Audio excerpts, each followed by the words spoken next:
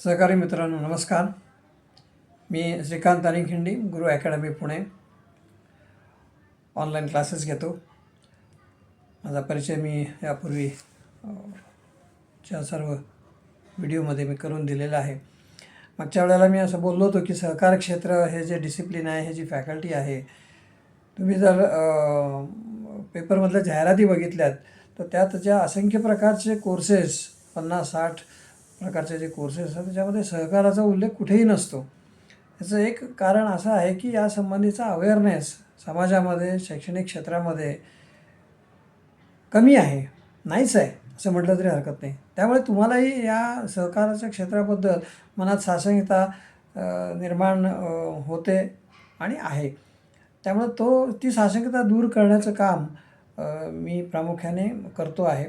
आणि सहकार क्षेत्राची व्याप्ती किती आहे ते मागच्या व्हिडिओमध्ये मी आपल्याला सांगितलेलं आहे. नागरी सहकारी बँका, पतसंस्था ह्या इतक्या मोठ्या प्रमाणात आणि ग्रामीण, निमशहरी, शहरी, मेट्रो शहरात वाढलेल्या आहेत की बँकिंग क्षेत्रामध्ये एक भक्कम स्थान त्यांनी निर्माण केलेलं आहे. आणि केंद्रीय मंत्रालय स्थापन झाल्यापासून याला खूप मोठा बूस्ट निर्माण झालेला आहे.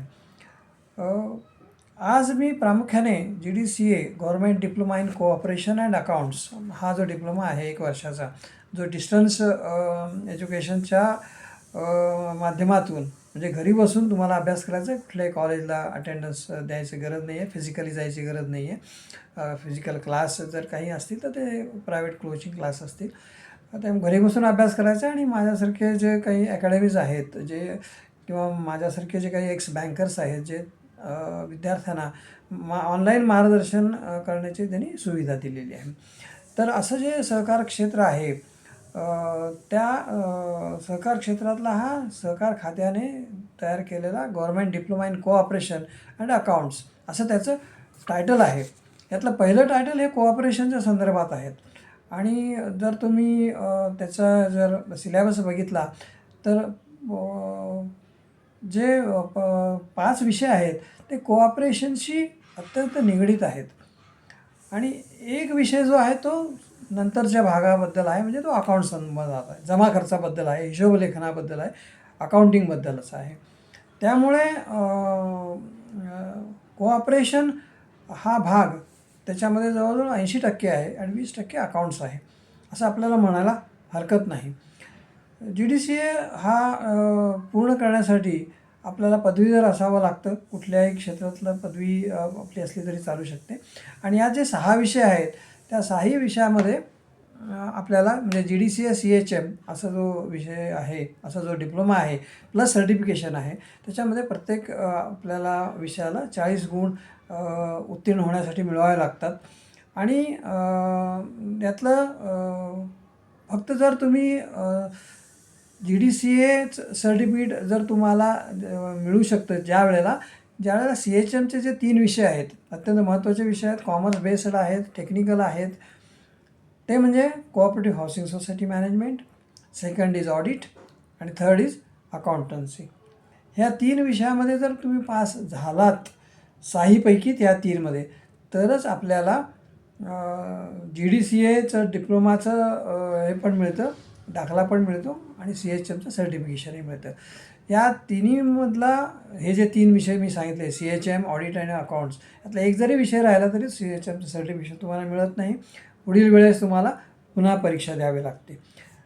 तर हे बघितल्यानंतर आपल्याला असं लक्षात येईल की या 6मधले हा जो CHMचा गट आहे, ऑडिट, अकाउंट्स आणि कोऑपरेटिव्ह हाऊसिंग सोसायटी मॅनेजमेंट, ह्याला फार मोठं प्राधान्य दिलेलं आहे. बरोबर आहे. त्यामुळे या तिन्ही विषयात आपल्याला कायदा आहे, कन्सेप्ट आहेत, संज्ञा आहेत, टेक्निकल बाबी आहेत, जमा खर्च आहेत, कंप्लायन्स आहे, पूर्तता आहे, या सर्व बाबींचा याच्यामध्ये समावेश आहे. आणि त्यानुसार या युनिट्सचं वर्गीकरण सिलेबसमध्ये GDCA बोर्डाने केलेलं आहे. मी माझ्या कोचिंगमध्ये या 10 वर्षातील परीक्षामध्ये जे काही प्रश्न विचारलेले आहेत आणि जो सिलेबस आहे त्याचं मी माझं वेगळं मॉड्यूल तयार केलेलं आहे. वेगळे युनिट्स मी त्याच्यातले रिअरेंज केलेले आहेत की ज्या योगे तुम्हाला रिपिटेशन होणार नाही आणि एक भाग जो आपण अगदी चांगल्या तऱ्हेने अभ्यासू त्याचा उपयोग आपल्याला सर्व बाबतीत सर्व कोऑपरेशन ह्यामध्ये जे 5 विषय आहेत ते कुठेही त्याचा विचारातून आपल्याला करता येईल. त्यामुळे हे लक्षात घ्या की हा डिप्लोमा सहकार क्षेत्राचा आहे. सहकार हे स्पेशलायझेशन आहे, त्याचा हा डिप्लोमा आहे. त्यामुळे हा जर आपण केलात तर रोजगाराच्या संधी पण अत्यंत चांगल्या तऱ्हेने उपलब्ध आहेत.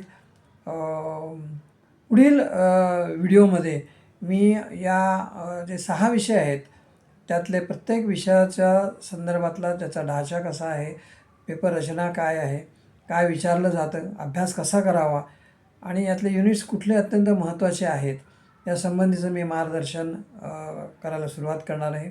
माझे व्हिडिओ ऐका, लाईक करा, कॉमेंट्स करा. काही आपल्या सूचना असतील तर माझ्यापर्यंत आपण निश्चित या. Okay, I wish you all the best. Thank you. Bye.